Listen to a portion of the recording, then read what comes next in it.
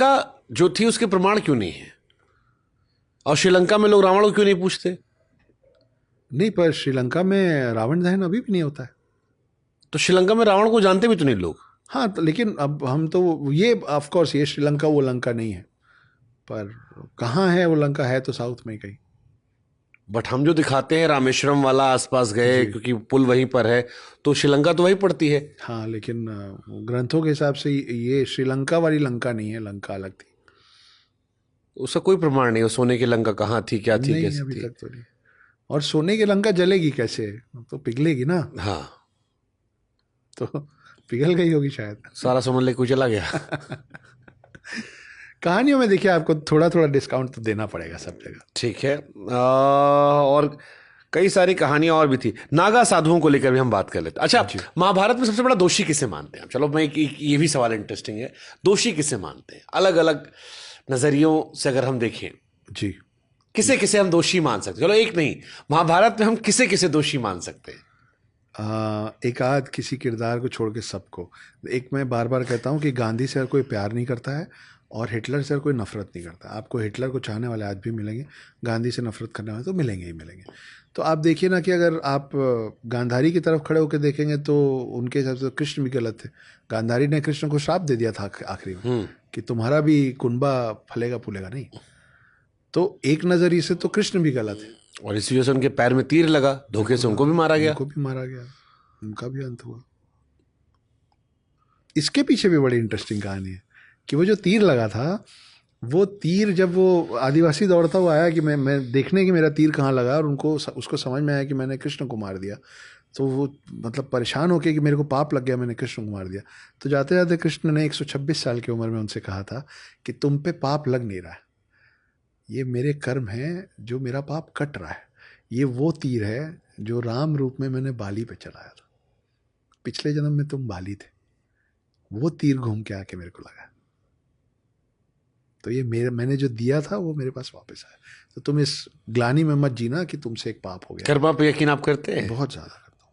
जो आप समाज को देंगे वो लौट कर आएगा। आएगा, क्यों नहीं आएगा, बिल्कुल आएगा। और उसको हर तरीके से, सिर्फ अच्छा अच्छा नहीं, कई बार अच्छा करने के चक्कर में बुरा भी हो जाता है। जैसे नंबर पर यकीन करते हैं आप?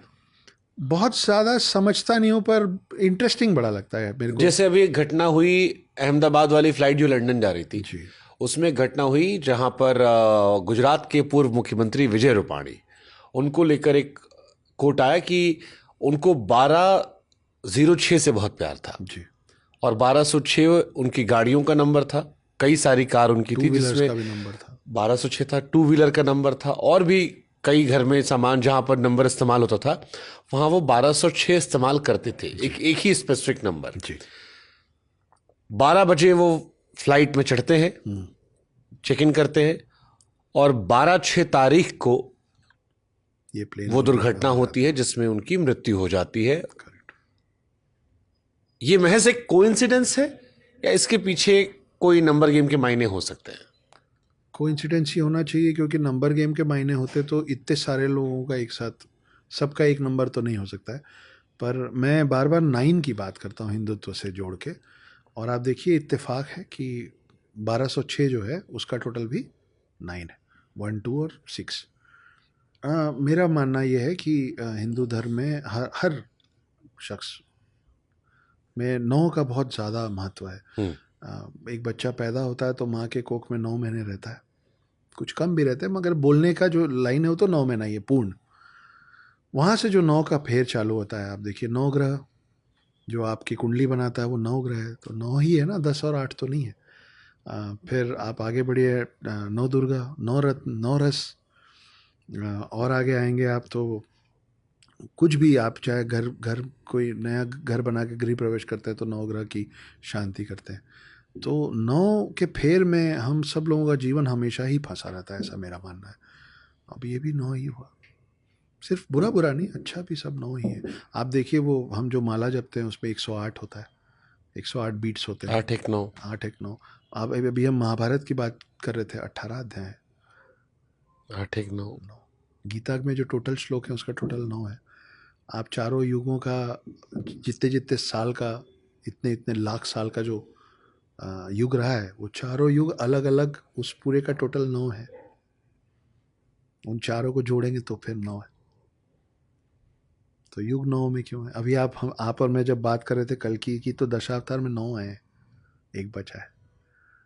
तो आप देखिए आपके इर्द गिर्द सारे नंबर्स हैं, लेकिन 9 थोड़ा अलग है। आज तारीख 13 है, 13/6।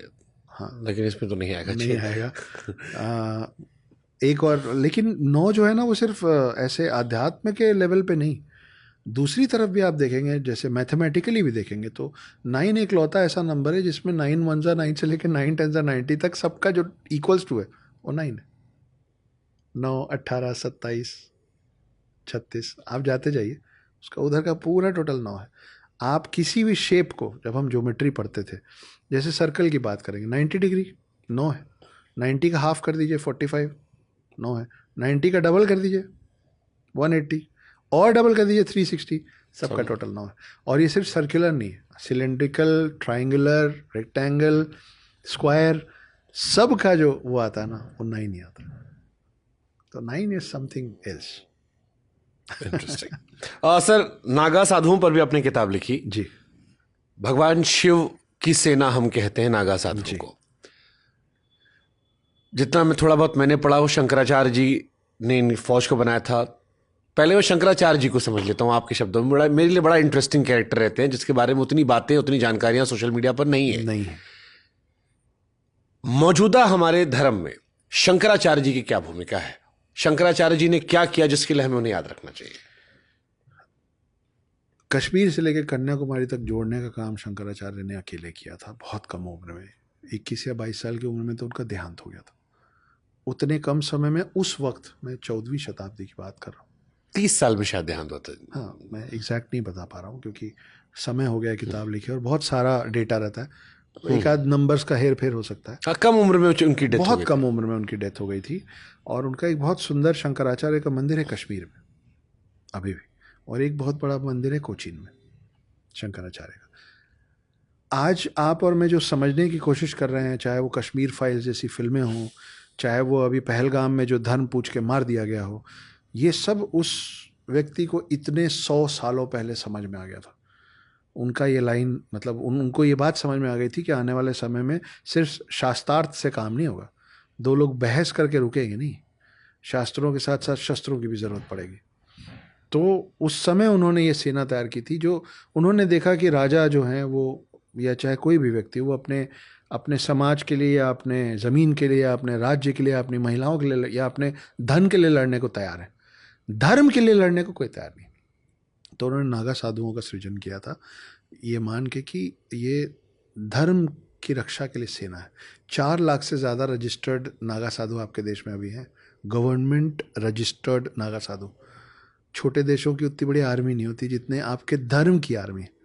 बट अब वो क्या करते हैं? मतलब अब तो लड़ाई करते नहीं, जब ज़रूरत पड़ती। अभी मैं गुवाहाटी गया था, फ्रंट लाइन में मेरे साथ एक नागा साधु बैठे थे और बाकायदा फरसा लेके बैठे थे, और वहाँ इतने बड़े बड़े ब्यूरोक्रेट्स बैठे थे, फ्रंट लेन पे उनको बैठाया गया था बाकायदा, मतलब एक्चुअल फरसा पकड़ के वो आदमी बैठा था। तो वो आपके बीच में है। और वो उस दिन बड़ा उन्होंने विस्फोटक वहाँ पे वो दिया इंटरव्यू न्यूज़ चैनल्स में। जब उनसे पूछा गया, उन्होंने बोला कि स्कूलों में, हिंदू स्कूलों में शस्त्र बंटने चाहिए, और आप ये स्पोर्ट्स आवर्स में जो फुटबॉल और ये सब की ट्रेनिंग कराते हैं, साथ में शस्त्र चलाने की ट्रेनिंग करानी चाहिए आप लोगों को, ज़रूरत पड़ने वाली है आप लोगों को बहुत जल्दी। और मैं पूरा इत्तेफाक रखता हूँ इस बात से, क्यों यूएस में खुलेआम आराम से बंदूक नहीं मिलते हैं। ठीक है, वहाँ गलत तरीके से चला भी दिया जाता है, लोग मर भी जाते हैं, लेकिन फिर आप माचिस बनाना भी बंद कर दीजिए क्योंकि आग लग जाती है। क्या क्या बंद करेंगे आप? और नहीं तो फिर सब चीज़ चालू कीजिए। एक गांधी जी ने हमको बताया, सॉरी मैं थोड़ा विषयांतर हो रहा हूँ लेकिन जुड़ा हुआ है। गांधी जी ने हमको बोला अहिंसा परमो धर्म। हमको टेक्स्ट बुक्स में पढ़ा दिया गया कि नॉन वायलेंस के ताकत पे हमने इंडिपेंडेंस पा लिया। गलत है ये, झूठ बात है ये, सरासर झूठ बात है ये। आप सोचिए शुभांकर जी कि जब जिस मोमेंट हम दिल दिमाग में मान लें कि अहिंसा सही होगा सब, कि अहिंसा सही और हिंसा गलत है। ये तो हमारे रणवीर हुड्डा ने भी कहा था कि यहीं बैठे थे, उन्होंने कहा था कि अहिंसा से एक टॉफी नहीं मिलेगी तुम्हें, मांग के देख लो। अरे मैं बोल रहा हूँ, अगर आप अहिंसा को सत्य मानने लग जाएं तो आपको पता भी नहीं चला कि सबकॉन्शियसली आपने अपने सारे देवी देवताओं को नकार दिया। आप डिसाइड कर लीजिए गांधी सही है कि देवी देवता सही है, क्योंकि आपके तो हर देवी देवता के हाथ में अस्त्र शस्त्र है। आप क्या कहना चाह रहे हैं कि आपके देवी देवता गलत हैं? और कौन से दुनिया में कौन सा सिविलाइजेशन हाथ जोड़ के जिंदा रहा है? कौन नहीं लड़ा है अपने अस्तित्व के लिए? क्या बेवकूफाना बात है ये। आप क्या बोल रहे हैं कि सुभाष चंद्र बोस और भगत सिंह और बाकी लोगों ने कुछ नहीं किया, आप अकेले कर रहे थे? 4 लोग कमरे में बैठे और बोले आज से आप देश के पिता हैं। देश का बाप नहीं होता, देश की संतानें होती हैं, और किसी देश का बाप नहीं है।